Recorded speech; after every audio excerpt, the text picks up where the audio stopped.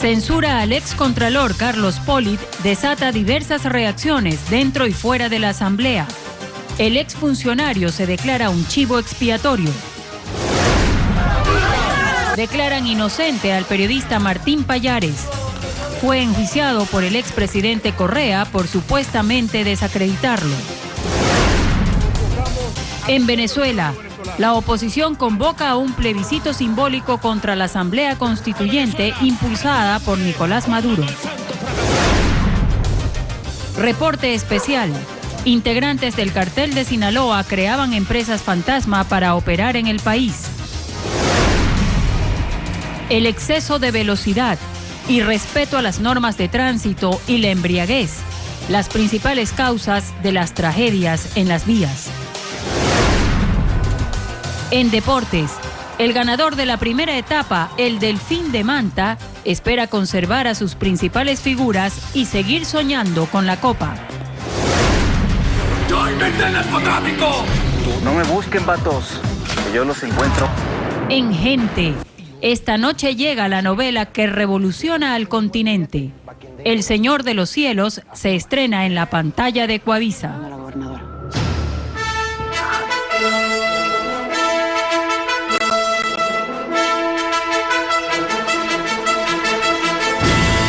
Las noticias en Televistazo con Alfonso Espinosa de los Monteros y Teresa Arboleda.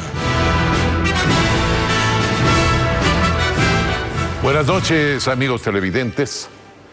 Por incumplimiento de funciones fue censurado el excontralor Carlos Pollitt. La resolución se refiere a las omisiones en las tareas de control que corresponde a la Contraloría. Teresa, ¿qué tal? Alfonso y amigos, buenas noches. La censura tuvo el respaldo de oficialistas y opositores en la Asamblea Nacional. Y uno de los atenuantes en el juicio político fue la investigación que paralelamente realiza la Fiscalía y la orden de detención en su contra por el caso Odebrecht. Paul Romero con el informe. El juicio político al excontralor Carlos Pollitt empezó con la lectura acelerada de los informes de la Comisión de Fiscalización y las pruebas de descargo del exfuncionario. Que se tenga como prueba en favor la comparecencia del señor vicepresidente constitucional de la República en referente a la información que expuso sobre las contrataciones auditadas por la Contraloría General del Estado. Luego tomó la palabra el asambleísta oficialista Daniel Mendoza, ponente del juicio, quien en cerca de 2 horas presentó las pruebas para censurar a Pollitt por incumplimiento de funciones. Que la conducta del excontralor Carlos Pollitt Fagioni es como mínimo antiética en el ejercicio público. Como mínimo, porque ha demostrado falta de probidad, falta de honestidad, falta de valores, falta de principios. Y eso no corresponde a nosotros sancionar el día de hoy.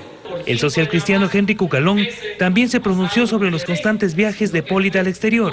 Reiteradas ausencias que ha tenido el Contralor, pero eso no es algo nuevo y no se da desde diciembre del año 2016, sino que fue consuetudinario, y en eso tiene responsabilidad, y lo sabemos todos aquí, de todas las bancadas, el Consejo de Participación Ciudadana y Control Social. Los asambleístas de oposición responsabilizaron al Consejo de Participación Ciudadana y Control Social, que reeligió al excontralor para un tercer periodo. El Consejo de Participación Ciudadana y Control Social lo único que ha logrado es designar a dedo a quienes han sido obsecuentes a Alianza País. ¿Por qué no, pues, señores legisladores? Vamos a una consulta popular, pues, para eliminar este quinto poder. Mae Montaño cuestionó a la mayoría oficialista por haber permitido, dijo, que el exfuncionario haga cambios en la ley sobre las declaraciones patrimoniales. Le dio a Pollitt el regalo de entregarle la ley de declaraciones juramentadas para hacer a un lado a los notarios y para quedarse él como juez y parte. Él se hizo su última declaración juramentada ante él mismo, juró ante sí mismo y posiblemente ante sí mismo tendría que hacerse el análisis para demostrar si enriquecimiento ilícito se podría presumir en su caso y en el caso de otras autoridades. Ese era Pollitt y así funcionaba. El asambleísta interpelante citó también como agravante en el juicio político la orden de detención que pesa en contra de Pollitt, quien es investigado por los casos de corrupción de Odebrecht en el Ecuador. ¿Cómo mirar sin indignación que al titular de la máxima entidad de control, que está llamada a controlar toda la administración pública. Una madrugada cualquiera la allana en su domicilio. En esa misma fecha, la fiscal subrogante Tania Moreno inicia una denuncia por el presunto acto de concusión, que según el artículo 280 del Código Orgánico Integral Penal, indica ordenar o exigir beneficios de carácter económico o de otra índole, abusando de su potestad estatal en alguna de las instituciones públicas del Estado. La censura de Pollitt se concretó en cerca de 8 horas de debate, en donde coincidieron oficialistas y opositores. El excontralor Carlos Pollitt, durante su juicio político, afirmó, pero a través de un comunicado, que el país está inmerso en una descomunal carga de corrupción y que el proceso en su contra solo tuvo como intención desviar la atención del país del juicio al vicepresidente de la República. Así dice Carlos Pollitt. Lenin Artieda resume. Durante el juicio político que se desarrolló la tarde y noche del domingo contra el excontralor Carlos Pollitt Fayoni, él, a través de sus abogados, presentó un documento en el que rechazaba el proceso al que considera ilegal y expresaba además lo siguiente: si yo presenté mi renuncia, el juicio es irrelevante y evidencia la indiscutible finalidad del mismo. Su intención de distraer al país del juicio al vicepresidente de la República, así como la evidente necesidad del régimen de contar con un chivo expiatorio, con una suerte de trofeo, para poder desviar la atención del público de la descomunal carga de corrupción en la que el país se encuentra inmerso, desplazando la culpa del protagonista de la misma hacia la competencia de control. El doctor Hernán Ulloa Parada es uno de los abogados defensores de Carlos Pollitt y esta tarde daba fe de que eso no es ni más ni menos lo que piensa el excontralor. Esas son expresiones muy sentidas, quiero decirlo, del doctor Carlos Pollitt Fayoni, y no solamente de él, de todo el país. El país percibe con absoluta claridad que esto no era más que un telón, una barrera para desviar el curso de otros procesos políticos que yo dudo inclusive que se den. Aclaró que el doctor Pollitt no acusa a nadie.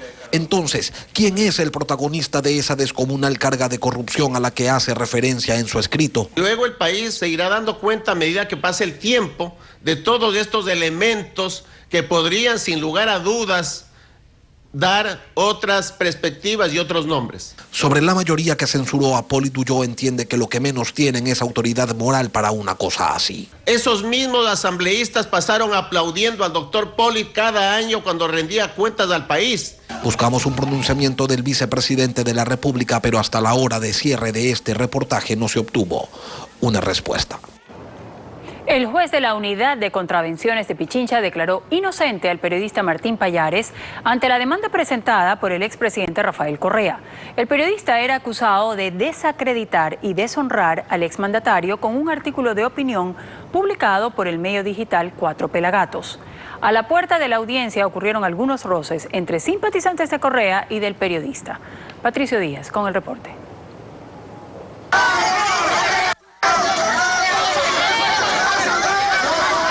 Esto ocurría a la puerta de la audiencia. Ingresaron al lugar asambleístas de oposición y eso encendió los ánimos. Simpatizantes del exmandatario gritaban y hasta forcejearon con periodistas. Mientras tanto, en el interior de la sala de audiencias, solo se permitió el ingreso de las partes involucradas. No asistió el expresidente Rafael Correa. En su nombre estuvo su abogado Caupolicán Ochoa. Del otro lado, el acusado, el periodista Martín Pallares y sus abogados. Los monitores de todo el piso transmitían lo que pasaba en esa sala. Después de casi 4 horas de audiencia, el juez tomó una decisión. Esta autoridad ratifica el estado de inocencia El exmandatario acusaba a Pallares de supuestamente desacreditarlo y deshonrarlo con su artículo denominado "Si a Correa le sorprenden robando, podría decir que estaba cuidando", publicado en el medio digital Cuatro Pelagatos. El periodista Pallares mostró su satisfacción por la sentencia. El presidente Correa había hecho unas declaraciones sobre las que yo hice un comentario, que al declarárseme inocente se está permitiendo a los ecuatorianos y a los periodistas ecuatorianos hablar sobre el tema Odebrecht. Y afirma que esto va más allá de la demanda en su contra.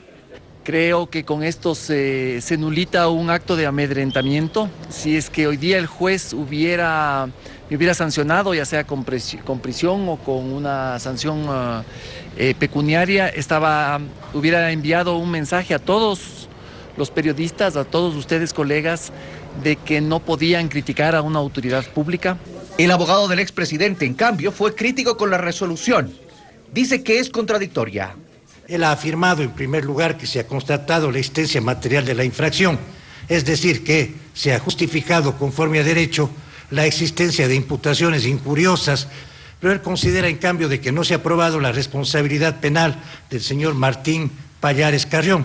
Esta circunstancia, por lo menos a mí como abogado y a la ciudadanía, le causará estupor. Y anuncia que en cuanto el juez envíe a los casilleros la sentencia fundamentada, apelarán. Efectivamente, el recurso que tenemos es el recurso de apelación y que tan pronto, cuando sea oportuno, lo ejerceremos como establece la ley. La inocencia definida por el juez generó esta reacción en los simpatizantes del expresidente. Dicen que acompañarán al exmandatario en todas las medidas que tome sobre este caso. Bueno, como en casos anteriores, el juicio a Martín Pallares fue otra forma de intolerancia del expresidente Correa con la prensa. Actuando independientemente, el juez tomó la decisión justa y esperamos que esto termine aquí, para que no hayan más antecedentes de este tipo. Lo que sigue siendo censurable es que los seguidores del demandante y del demandado provoquen en las afueras de un recinto judicial y pretendan intimidar al tribunal que juzga. Estas manifestaciones, que se vuelven atropellos, atentan contra la limpieza del ejercicio judicial. En al menos 48 horas se sabrá si la justicia ecuatoriana acoge el pedido de habeas corpus presentado por el exasambleísta Cleber Jiménez y el activista Fernando Villavicencio. Esta mañana en la Corte Nacional de Justicia, en Quito, se llevó a cabo la audiencia en la que los abogados de los acusados presentaron sus argumentos para suspender la orden de prisión preventiva dictada por el juez Jorge Blum en octubre del año pasado. Jiménez y Villavicencio están involucrados en una supuesta divulgación de documentos protegidos que se dijo habrían sido conseguidos mediante un hackeo de cuentas de funcionarios de la presidencia. Cleber Jiménez está nuevamente en la clandestinidad y Fernando Villavicencio se refugió en Perú. Hoy habló Jiménez. Justamente yo he solicitado que se cumpla con la Constitución, que se cumpla con la ley, se cumpla con los tratados y convenios internacionales y se respete estrictamente los derechos que están consagrados en la Constitución, es decir, la oralidad, que nos convoquen para escuchar de la voz de ellos, que digan cuál es la fundamentación, cuál es la motivación que les indujo a tomar el fallo que tengamos pues nosotros sobre nuestra presentación del habeas corpus.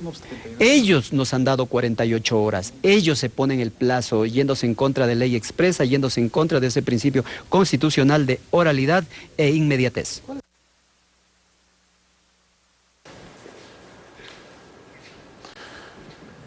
A quien acabamos de escuchar es al abogado del ex asambleísta Jiménez.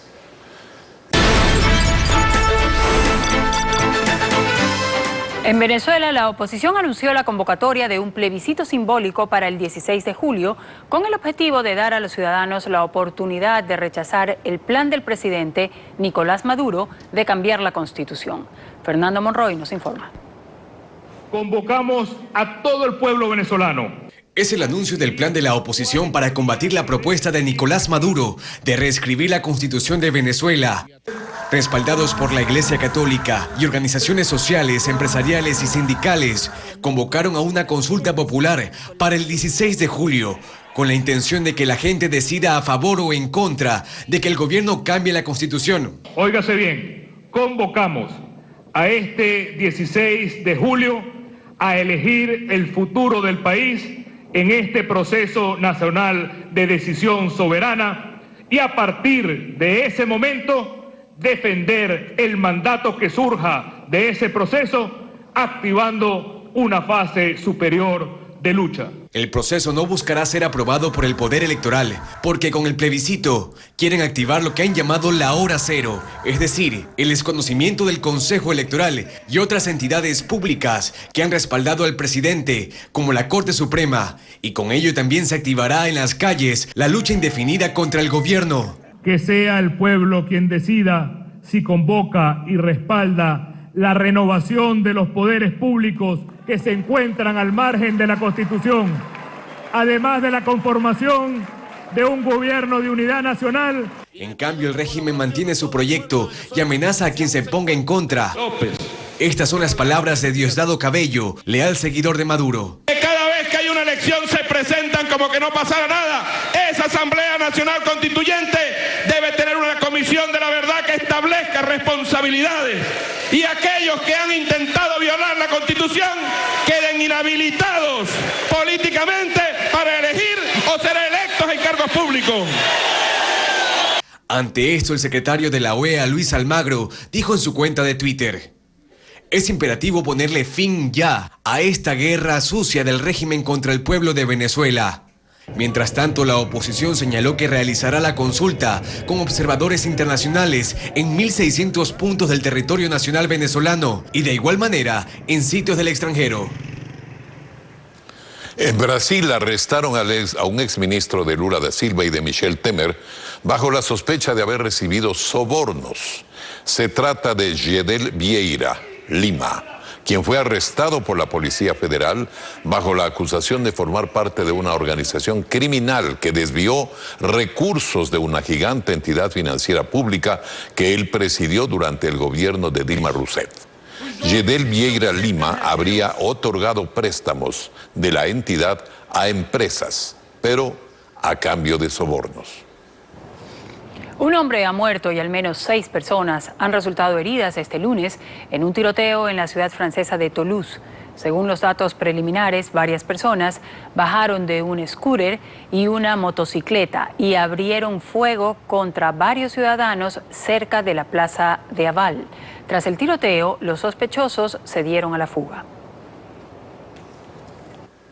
El expresidente de Chile, Sebastián Piñera, podría volver al poder. El líder de la derecha se impuso con un amplio margen de votos en las primarias de esa tendencia. Esta y otras noticias en el siguiente resumen internacional. La derecha política de Chile vivió una jornada de comicios primarios. El expresidente Sebastián Piñera logró un contundente triunfo. Su partido Chile Vamos venció con el 58% de los votos a sus rivales. Con esos resultados, Piñera podría regresar al poder si vence en las elecciones presidenciales de noviembre próximo. Tensión entre China y Estados Unidos. A través de una llamada telefónica, el mandatario Xi Jinping habló con su homólogo Donald Trump y le dijo que el envío de un destructor en aguas disputadas del Mar de China son una grave provocación militar y política. Según la Casa Blanca, esta es una presión directa para que Pekín frene la carrera nuclear de su aliada Corea del Norte. Sin embargo, Xi Jinping anunció que usaría todos los medios necesarios para defender su soberanía y seguridad y ordenó el envío de barcos de guerra y aviones a la zona. Un niño murió y otras 6 personas quedaron gravemente heridas luego de que un campo de refugiados fuera consumido por las llamas en Líbano. Cientos de personas se quedaron en las calles. Una densa columna de humo alertó a las autoridades, quienes señalaron que aún se desconocen las causas de la emergencia. Residentes de pueblos aledaños utilizaron sus vehículos para transportar agua y así controlar el fuego. Líbano acoge a más de 1 millón de refugiados sirios, la mayoría de ellos en tiendas de lona, que están en todo el país en asentamientos informales. A su alcance en Internet, la información actualizada en cualquier momento del día. Ingrese a ecuavisa.com. Más de 1.000 accidentes de tránsito se han registrado durante los primeros 5 meses del 2017 en la provincia del Guayas. La mayoría de estos en las carreteras durante los feriados. Las autoridades aseguran que pese a los controles, las tragedias ocurren debido al irrespeto a las leyes de tránsito. En las últimas semanas se han reportado escenas como estas en las carreteras del país. fierros retorcidos, heridos e incluso fallecidos a causa de accidentes de tránsito. No solo se trata de transporte público, también de vehículos particulares. El último caso fue el registrado en la vía Durán-Yaguachi, en Guayas, cuando un tráiler realizó una maniobra indebida, causando que los conductores de 2 buses se chocaran por intentar evadir al vehículo pesado. 2 personas murieron en esta tragedia y hubo varios heridos. Para el jefe de operaciones de la Comisión de Tránsito del Ecuador, Raúl Flores, estos accidentes son generados por omitir la ley de tránsito.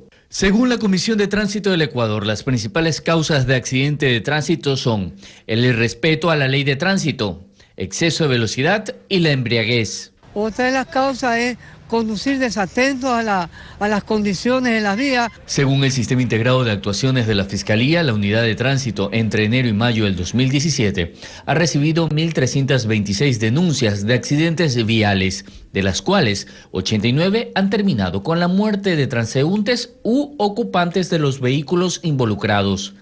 El fiscal Efrén Cueva resalta que Ecuador es uno de los países con las sanciones más duras en materia de tránsito. Sin embargo, esto no ha evitado que se registren este tipo de casos. El desconocimiento a las normas y leyes de tránsito, generalmente, tal como las cámaras fotorradar lo indican, normalmente la gente conduce a una velocidad no adecuada para el sector donde están rodando. Y considera que la única manera de que se reduzcan los accidentes es que los conductores tomen conciencia al momento de manejar y que la educación vial se centre en las futuras generaciones.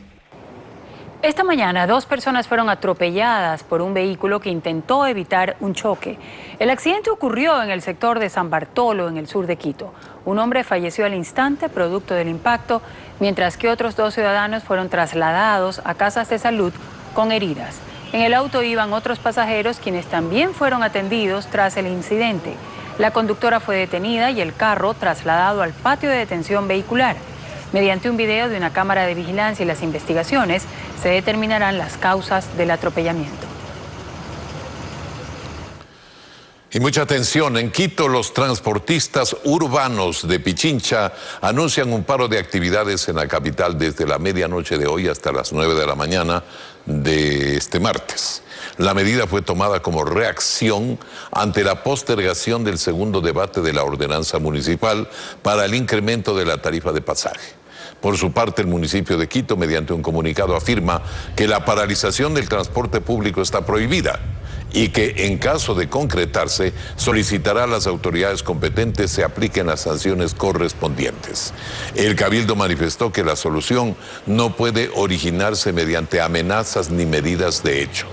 Los servicios de transporte, trolebús, ecovía y metrobús atenderán con normalidad este martes. Son servicios municipales y así lo anuncia el municipio. Al descubierto una extensión de carteles mexicanos que estaba operando desde Ecuador. Las investigaciones revelan que esta red compraba bienes en el país y los convertía en empresas fantasmas para transportar cocaína. En este reporte especial, William Young nos muestra el rol de los 12 extranjeros detenidos en la Operación Sinaloa. Era una organización completa. Según la investigación de la policía, un colombiano y 11 mexicanos llegaron a Ecuador para conformar una extensión narco en nuestro país que depende de cárteles mexicanos. Los 12 detenidos tenían su centro de operaciones en Pichincha y cada uno cumplía diversos roles en la estructura. Por ejemplo, financistas, coordinadores de logística. Están quienes compraban la cocaína en Colombia, también los que la transportaban y le daban seguridad al cargamento.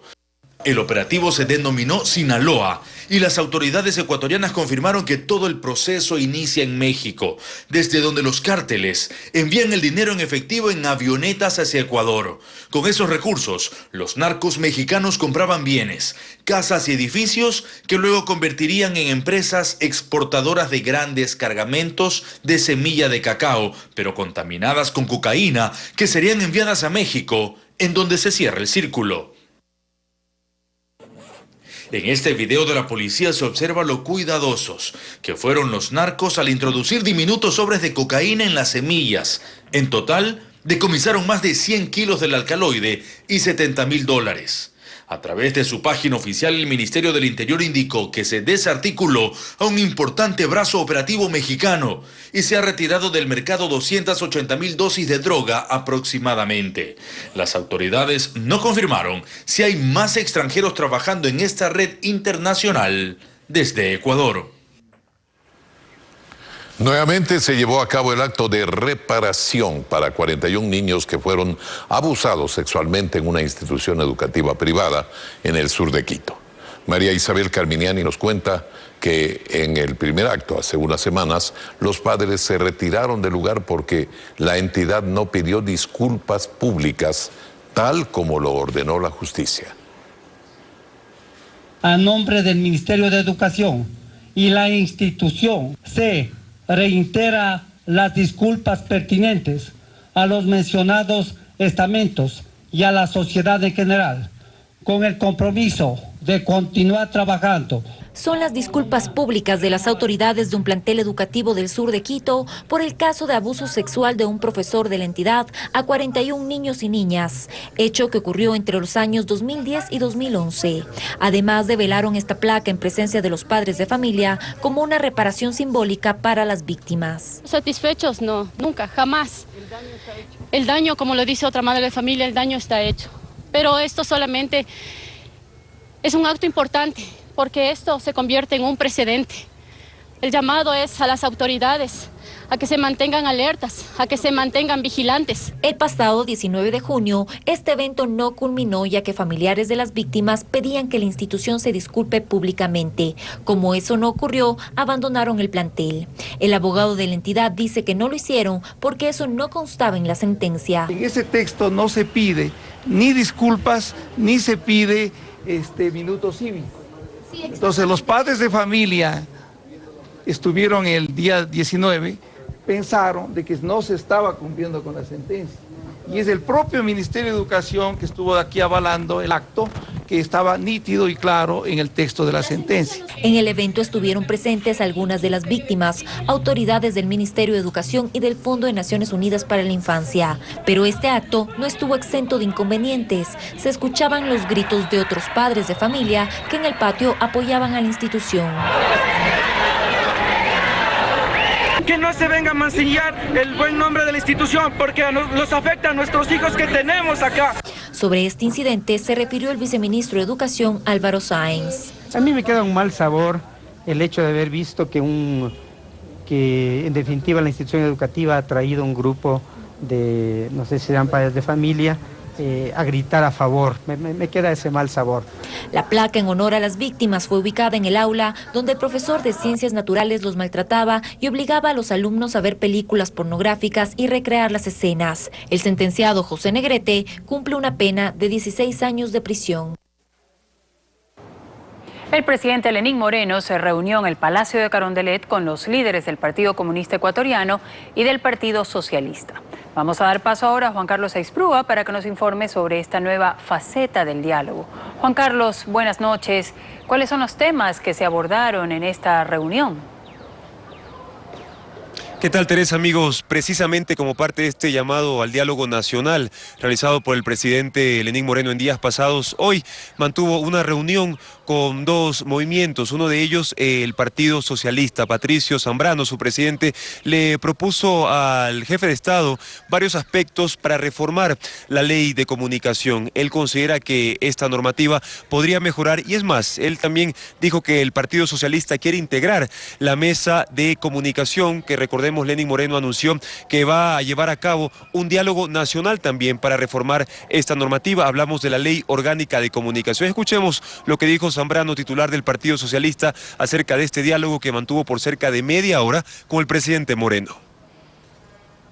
Tenemos que ver hasta qué punto ese Consejo de Regulación nos puede permitir ir avanzando en la estructuración de política pública que vaya no solamente hacia los medios de comunicación, vuelvo a insistir que eso es importante, sino la responsabilidad que puede tener el ciudadano con respecto a la comunicación en su conjunto. Es decir, debemos también pensar en redes sociales, debemos pensar en un número de elementos que puedan unirse para que exista una ley que nos ayude a todos a mejorar la comunicación.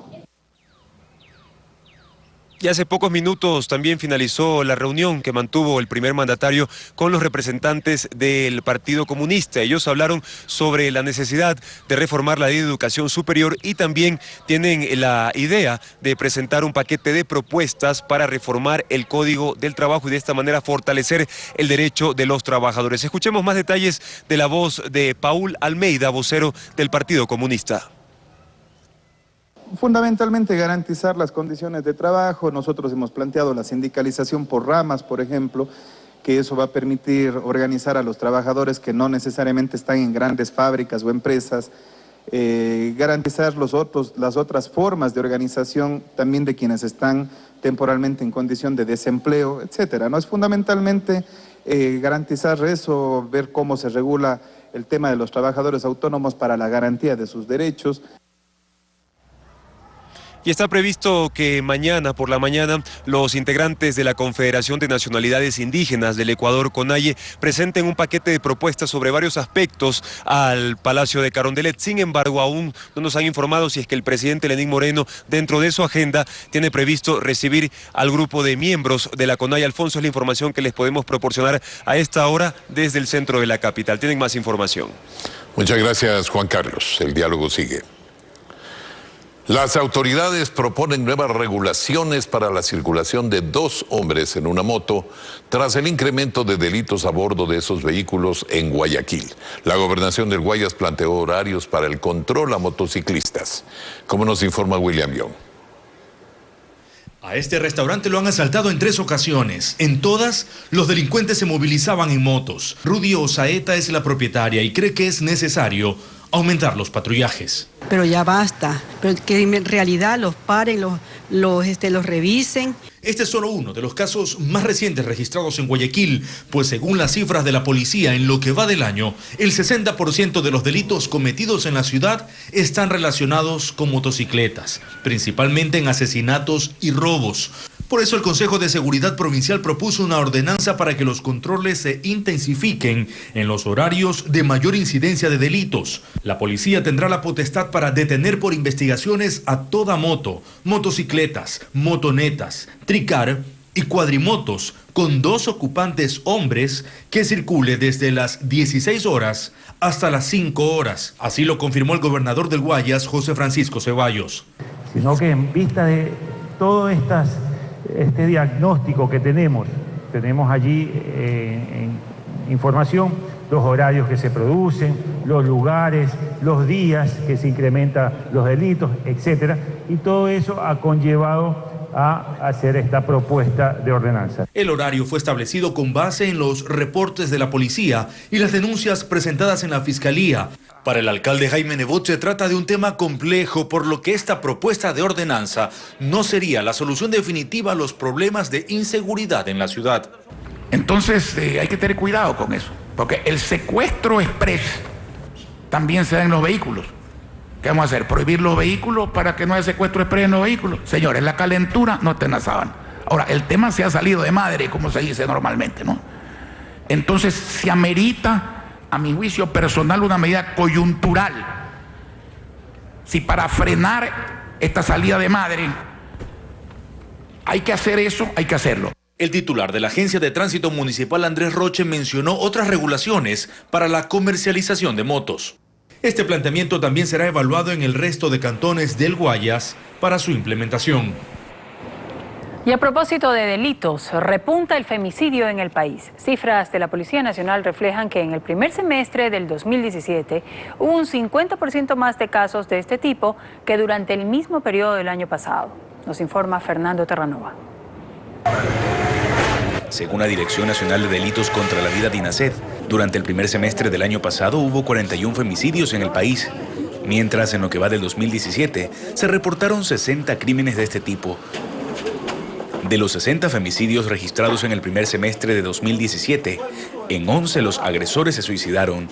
Juan Montenegro, psiquiatra especializado en medicina forense, manifiesta que casi en la totalidad de estos crímenes, el factor sentimental es el detonante. Los casos de femicidio, en su gran mayoría, por no decir el 99%, tienen una relación implícita sentimental. ¿Qué pasa por la mente de un hombre que le quita la vida a la mujer que supuestamente ama y luego de esto decide suicidarse? Yo creo que hay dos maneras de pensar para resolver esta situación. La una, en que él dice, si no es mía, no puede ser de nadie. Y opta por matarla y matarse él. O sea, se siente ya desprotegido o que ya no tiene vida si es que esa persona no está con él. La segunda alternativa es la que él se pone a pensar la connotación, especialmente jurídica, que le acarrea haber terminado con la vida de esa persona. Pero no siempre los femicidas acaban con su vida. Doña Emilia Suárez nos recibe en su hogar, ubicado en la zona rural del Cantón Daule, provincia del Guayas. Hace 4 meses, la menor de sus hijos fue asesinada mediante una puñalada en el cuello por su conviviente. Cuando yo oí ese, ¿cómo es? Lo que me vinieron a avisar, era ya muy tarde. Tuvieron los médicos para ver si ella reaccionaba, ya estaba era muerta. Hay una boleta de captura para el acusado, quien está prófugo. Yo si quisiera, oiga, ya que lo cojan ese hombre, que no ande burlándose por ahí de la chica.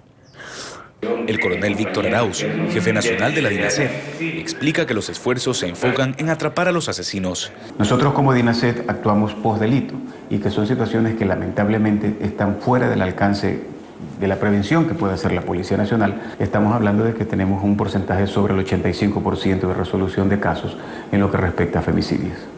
Guayas, Pichincha y Manabí, en ese orden, son las provincias que más registran casos de femicidio a escala nacional.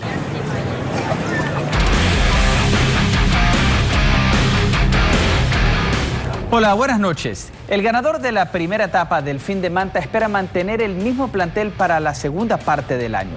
Víctor Hugo Peña con los detalles. Ahora la misión para los manavitas es seguir entre los mejores del fútbol ecuatoriano. Para eso esperan mantener el plantel. De no haber ningún jugador que se vaya por una venta, no vamos a cambiar jugadores. Desde el puerto de Manta se dice que hay propuestas del fútbol chino por Carlos Garcés y que desde México lo quieren a Roberto Lato Cordóñez. Delfín este domingo aseguró su paso a la Copa Libertadores, que este año entregó en su fase de grupos $600.000 por cada partido en condición de local, es decir, 1.8 millones. Es el momento de los cetáceos. Ecuador fue invitado a un partido amistoso con su similar de Argentina, que es dirigido por Jorge Luis Sampaoli. Sin embargo, Gustavo Quinteros anunció algunos inconvenientes. El entrenador de la selección ecuatoriana de fútbol no es positivo al momento de hablar del posible encuentro con Argentina en San Luis el 18 de julio. Ya no hay lugar en los vuelos para ir, ¿no? Entonces dependemos ahora del ofrecimiento que pueda hacer Argentina para llegar hasta San Luis. Ecuador fue invitado a este encuentro amistoso ante el equipo de Jorge Sampaoli. Ojalá se pueda hacer un partido más para que ellos puedan ponerse la camiseta y puedan tener más preparación y llegar de la mejor manera al partido, ¿no? La tricolor se alista para la doble fecha de eliminatorias ante Brasil y Perú. En el Campeonato Ecuatoriano de Fútbol se completó la fecha número 21 con el encuentro entre Clan Juvenil y Universidad Católica, jugado en Sangolquí. Al final fue un triunfo de 1-0 para los visitantes, que son el equipo camarata. Antes del encuentro se pudo conocer que Clan Juvenil no concentró y que los jugadores llegaron por sus propios medios al partido.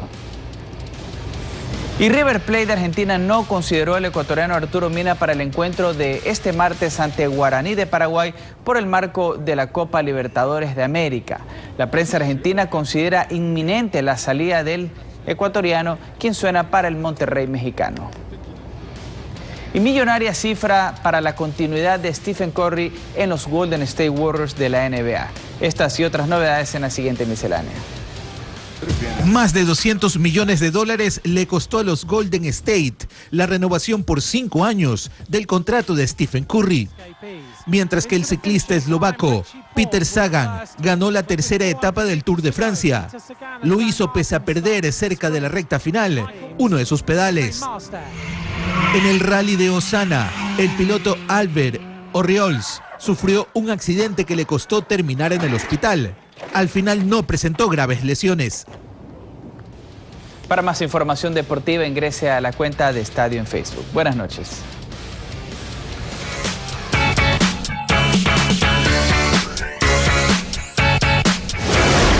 tecnología e innovación. La tecnología ha llegado también a los parqueaderos. En la siguiente nota, Diana Romero nos presenta un invento que pretende terminar con la escasez de sitios donde estacionar y además agilizar este proceso. Veamos. Este es el Hike Vision, un robot de parqueadero. Este sistema inteligente ha entrado en su etapa de prueba. La empresa que lo creó ha trabajado en esta tecnología por más de 2 años, con el propósito de evitar las horas de espera al volante en busca de un estacionamiento.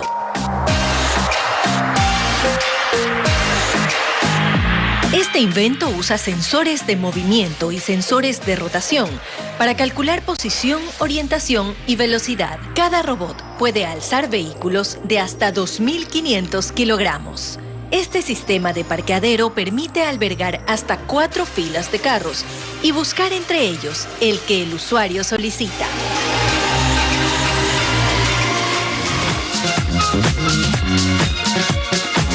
Gente.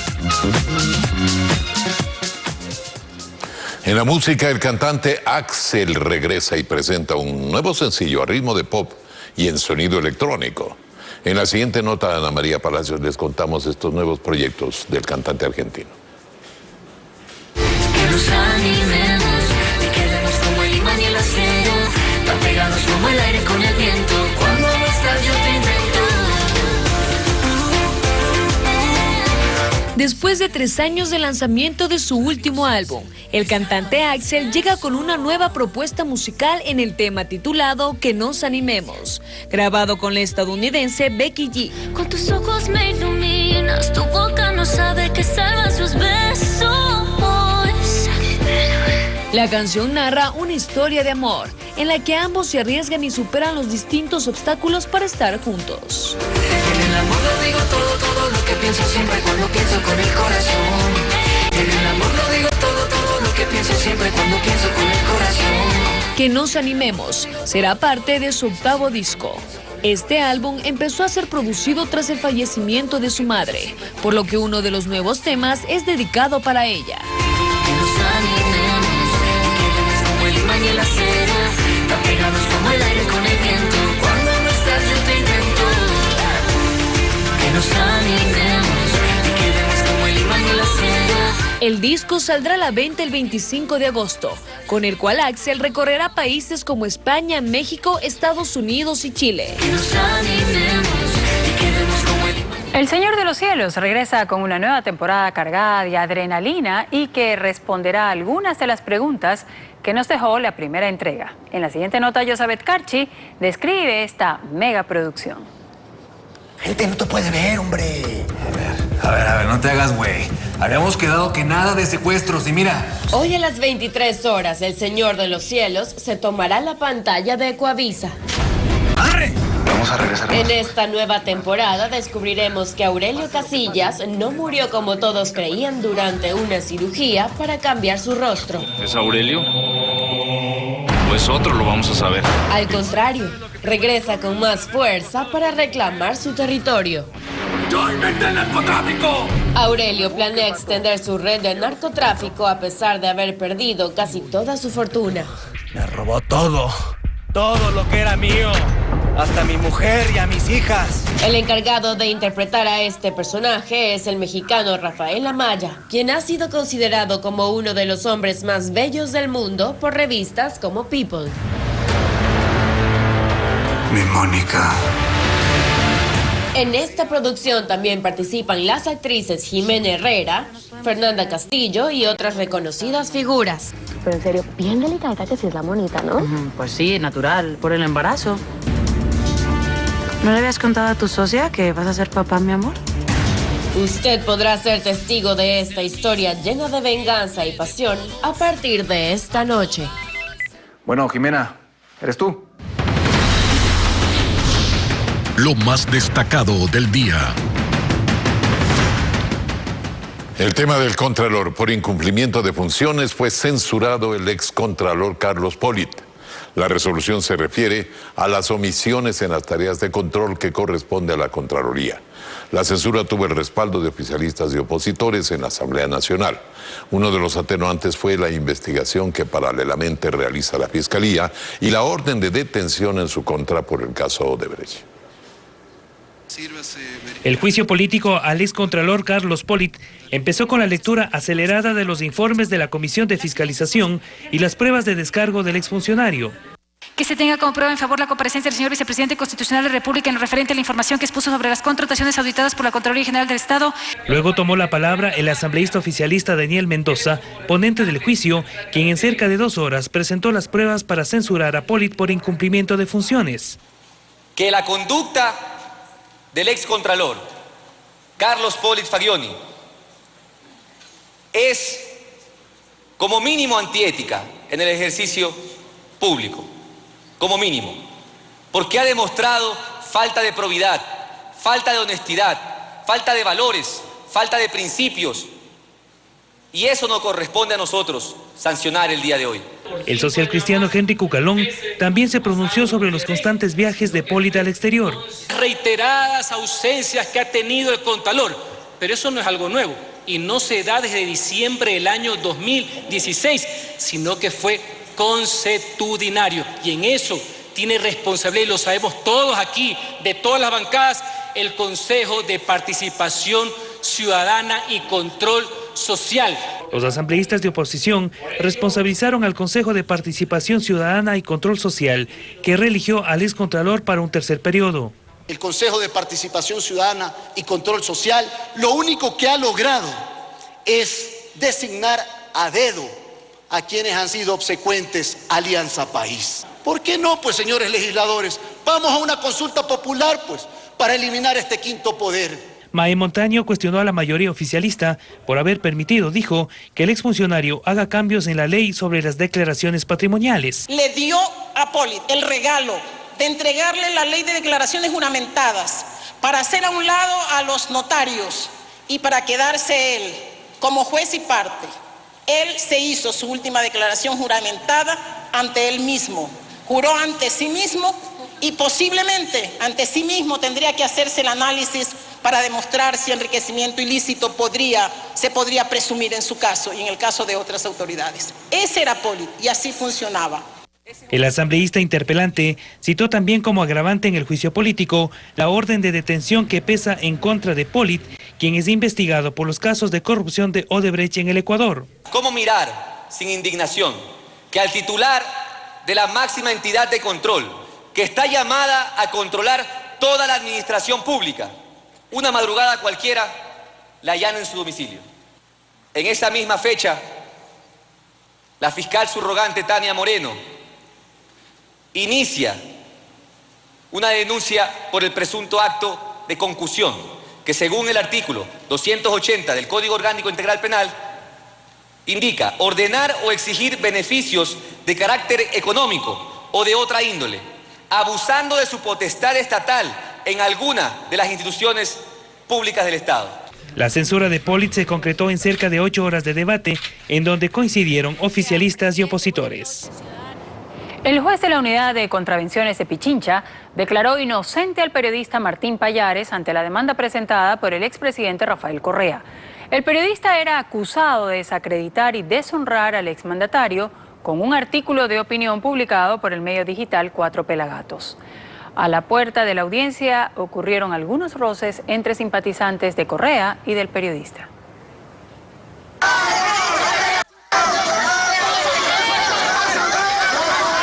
Esto ocurría a la puerta de la audiencia. Ingresaron al lugar asambleístas de oposición y eso encendió los ánimos. Simpatizantes del exmandatario gritaban y hasta forcejearon con periodistas. Mientras tanto, en el interior de la sala de audiencias, solo se permitió el ingreso de las partes involucradas. No asistió el expresidente Rafael Correa. En su nombre estuvo su abogado Caupolicán Ochoa. Del otro lado, el acusado, el periodista Martín Pallares y sus abogados. Los monitores de todo el piso transmitían lo que pasaba en esa sala. Después de casi 4 horas de audiencia, el juez tomó una decisión. Esta autoridad ratifica el estado de inocencia del ciudadano.